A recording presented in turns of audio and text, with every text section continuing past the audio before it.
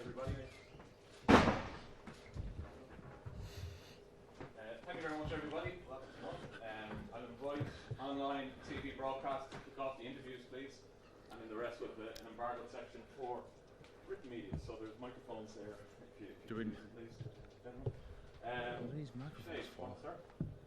Andy, you've gone with a very strong side. Can you explain your thinking behind your selection? Yes. Obviously, there's a little bit. Are these on?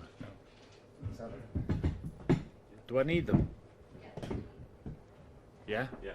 Well, it'd be handy if they was on. Oh, 1, 2, 1, 2. Yeah, a bit of continuity from last week. It's a different game, isn't it? A different challenge, Tonga. Respecting the opposition is absolutely at the forefront of our mind. Respecting the competition, but more so respecting ourselves. Every game is of the same importance for us, and a strong side is what we've got anyway within the group of 33, like I explained last week. So here we go again. It's a little bit different when you've played one game and your recovery is different and you're rolling into a next week, and how we handle that has been pretty important as well. Did you have to do much convincing, or was he okay to let you go down this week? Like, I don't have any say in selection. He does. He picks a side, actually. I chalk up the training and do my best. Obviously, I want to play. When you only have a certain amount of games left in your career, of course you want to play. But it's what's right for the team, what's right for different individuals, and that was all probably taken into consideration. But no, I didn't have to do much talking. Just hands up, please, if anyone's questions. Yeah. Andy, was there any temptation to rotate more, considering what you've got ahead of you next weekend? There's always temptation, because as far as selection is concerned, we go through every single different types of permutation. But at the end of the day, it's what's right for the team. Finding form. That side that played last week hadn't played together before. We get to roll onto this one, and you're damned if you do, you're damned if you don't. Really, in some circumstances. But the only thing that I care about is winning this weekend, because the points that's on offer is exactly the same as what's coming down the line. So, yeah, I suppose it's as simple as that. And you look at what could happen, what does happen to people in training. You give people a so-called rest, and you've seen people. I mean, we had Robbie pull out of the captain's room last week and miss the game. You've players now getting injured in training and missing the competition. So people could be resting this weekend and be ill for next weekend, etc. So we'd like to go with what we've got, a fit side, a good side, and build a momentum through the competition. Johnny, how much do you welcome the opportunity to build your match sharpness? Maybe some Ireland fans hoping you may have been wrapped into bottom or ahead of the bigger challenges ahead. Yeah, I'm not really sure where this.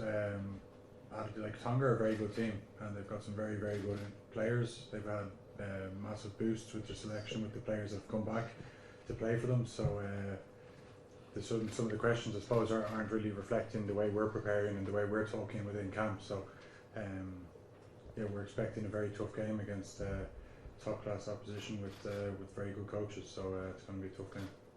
That's Michael then. And you obviously very strong selection. Did what happened 4 years ago in Japan in the second group game, was that brought No. up at all this week? No. Referenced? Never. Everyone keeps on talking about 4 years ago, but and I understand why from you guys' point of view, but we don't. We're a different team, different circumstances, different competition. We move on. It's never been talked about at all. Just at the end of the Romania match, you said your team were ruthless in the second half. Is that a trait that you have noticed growing over the cycle, and something that's obviously necessary to the overall goal when you think of all the teams that have won World Cup? I'm sure that everyone. Has that grown in your time? I'm sure that everyone would like to see that part of the game grow, take the opportunities when they can, and it's something that we've talked consistently about getting better at.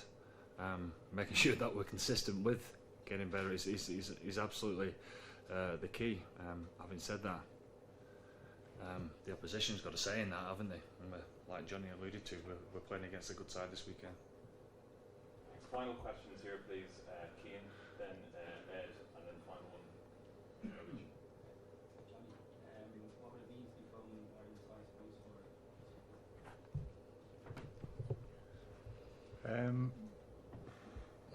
I don't know. Like it's not something that comes into my head too often. Obviously, unaware of how close. Like last weekend after the game, it wasn't until I came into the press conference, and now obviously get reminded again. So, look, it would be a very special moment individually, but like no one else would really care. Like, you know what I mean? Like none of my teammates are. I won't be making decisions based off the back of it. I want to win the game. I want to progress further in the competition, and that's the only thing that is going through my head at the moment.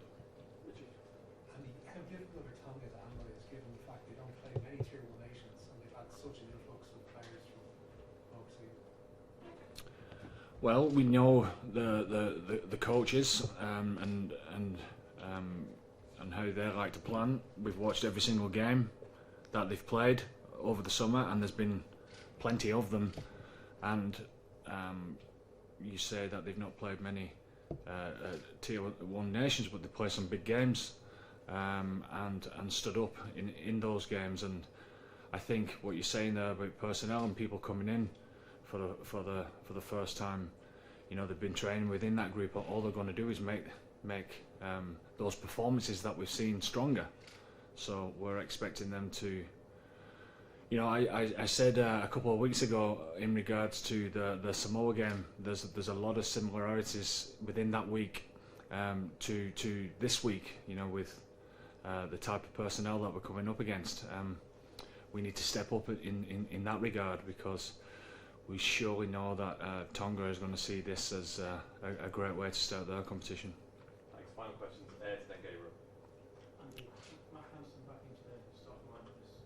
Was it you that was kept on asking the question last week? Where the hell did all that come from? Well, I suppose just because he was the main star that was left after 23. Left out of the 23? No. Anyway, carry on. I was just going to ask what the reason for him not playing last